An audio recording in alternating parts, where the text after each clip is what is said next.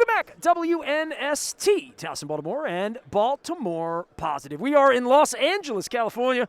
All of our Super Bowl 56 coverage brought to you by our friends at the Maryland Lottery, hence the mask, and our friends at Wise Markets having wise conversations. Also want to give a shout-out to my dear friend Dennis Colazzos, who will be heard on Thursday from 3 until 5. I'll be on Radio Row and back with him on Sunday morning before Super Bowl 56. Darren Rovell has covered the business of sports and and collectibles. I mean, like, yeah. I dig your little post. I collected lots of stuff through my life, and over the last 2 years, I've sold a bunch of it off just because, like, I was afraid of it just going bad or getting screwed up. And it's been good the past 2 years, so why not? Yeah, Take money off the table. Don't always buy the dip, kids. Well, I mean, look, man, I didn't get any. I got this stuff to put it on the walls and honor it and worship it and touch it and feel it. And I'm 53 now, and I've honored and worshipped and touched my Paul McCartney autographed Rolling Stone when I met him. Or, like I was a music critic. Did you sell that? Yeah, I sold a whole bunch of stuff. I sold my David Bowie stuff. I sold my Eddie Van Halen. Just stuff that was piled up. All right, buy back Beatles now. You got to buy back the Beatles stuff. You don't care about making money on it. I just was like trying to just liquidate. The Beatles are still going up. I mean, I just bought a ticket to their final Ed Sullivan performance. How much?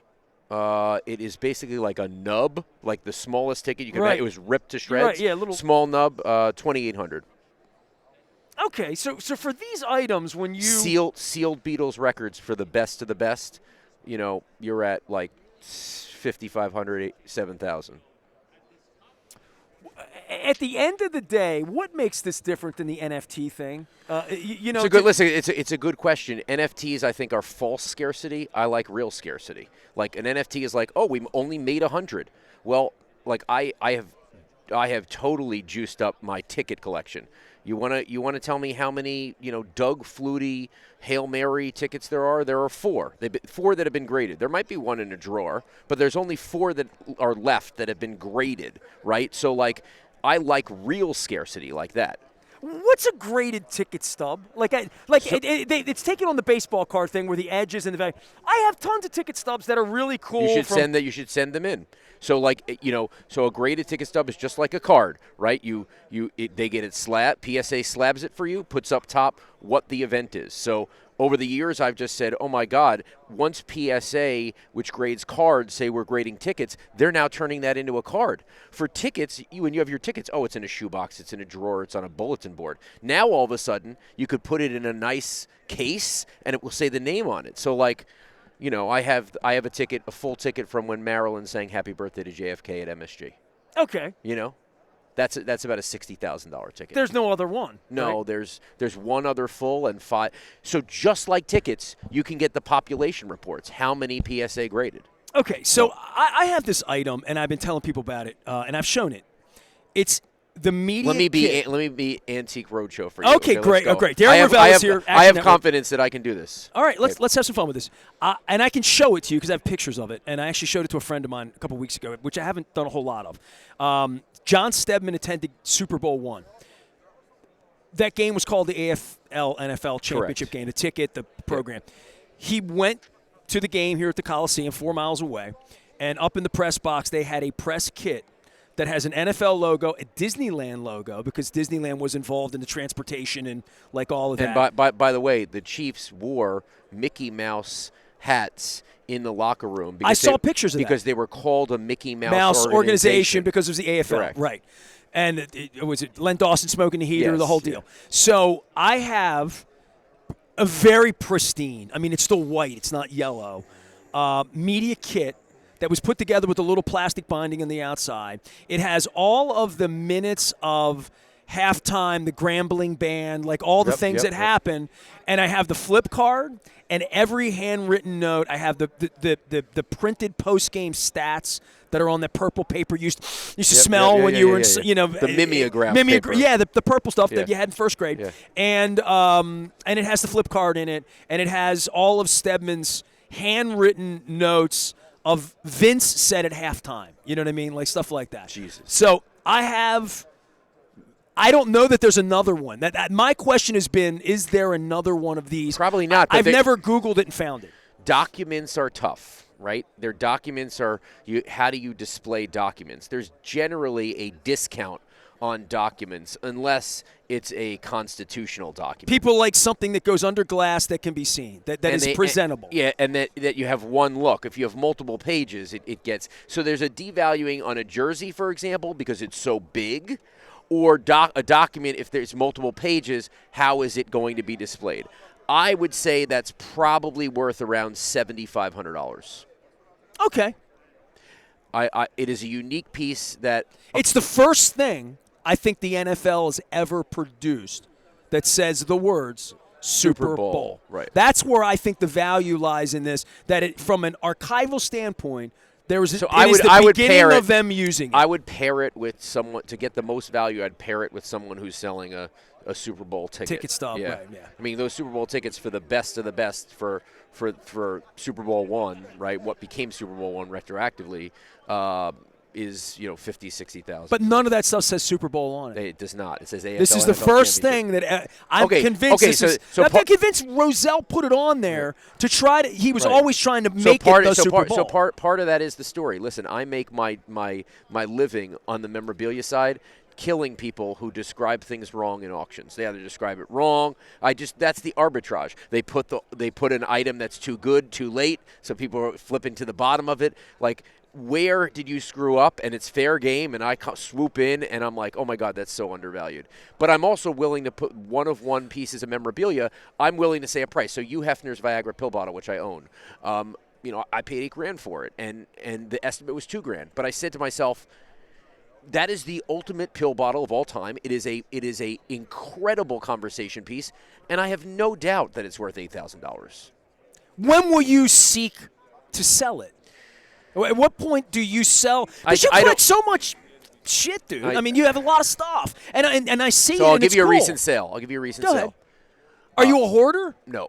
You do get rid of stuff. I do get rid of stuff. Okay. I do. I don't just hold. I don't. I'm not. None of it is to hold for my kids. Okay. So Tiger Woods, his first PGA Tour event, not the Milwaukee Open when he turned pro, but the 1992 Nissan Open. I have a pass from that. You get 4-day pass. I bought it for $1,900 on eBay in September, and I sold it for $65,000 a month ago. If you're gonna 30x something, you gotta take it off the table. I'm not. All these people are the Bitcoin and the dips and buy the dips and hold. No, it's horrible advice. So, but I have been attached to things before. Well, that was the issue for me. I mean, my stuff. I loved it because it was me. It was my backstage passes. It was a thing that. But believe it or not, the thing that I sold that surprised the hell out of me, and I haven't told the story in the air, but I will.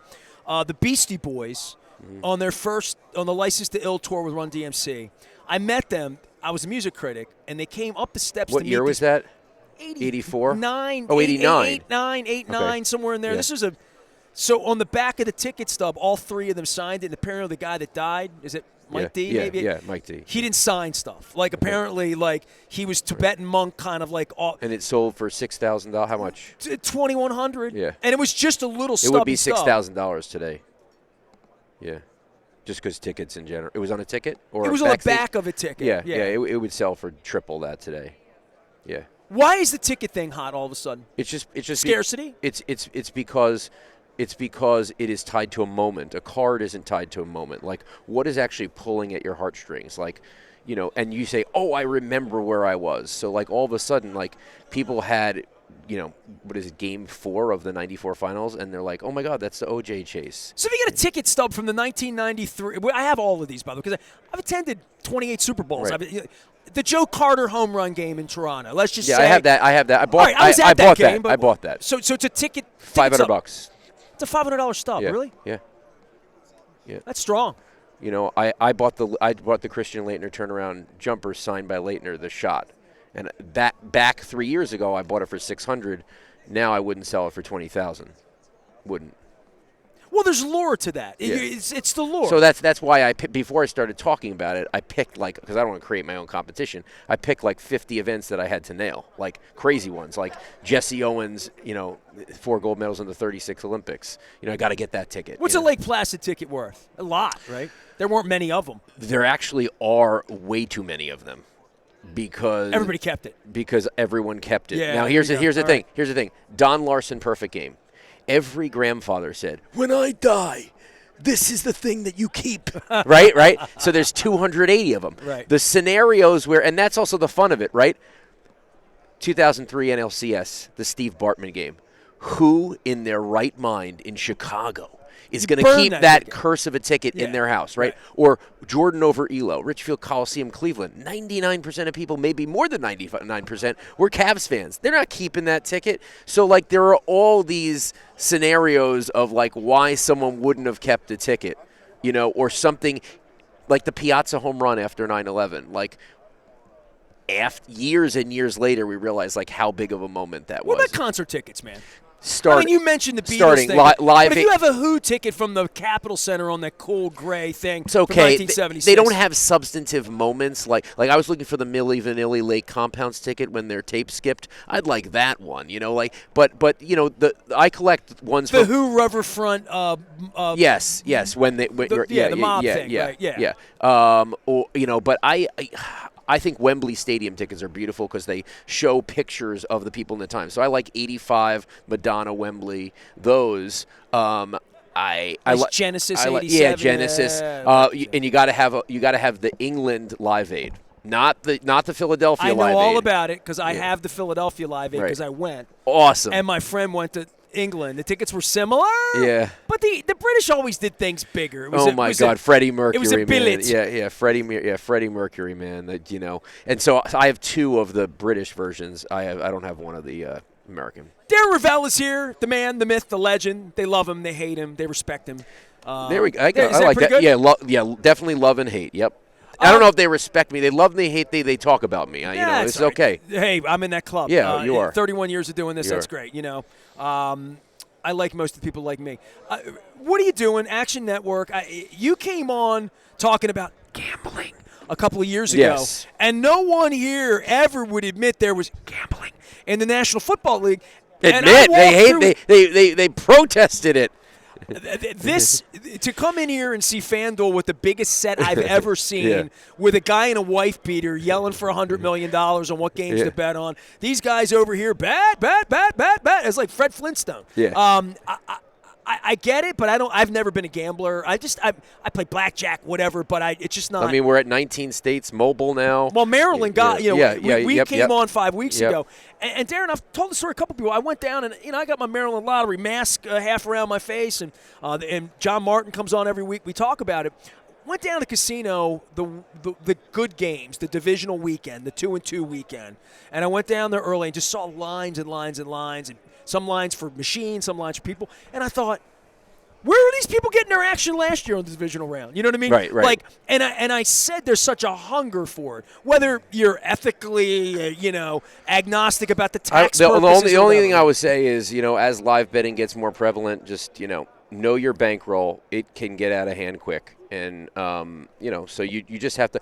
But what I do for my part is, I tell you when I have that I went 0-6 in the divisional round and lost $2,500. I say when I have it, I'm not embarrassed. I think the most important thing is to talk about when you do lose, and in that because everybody likes to talk when you win, right? And in that way, I think people understand it.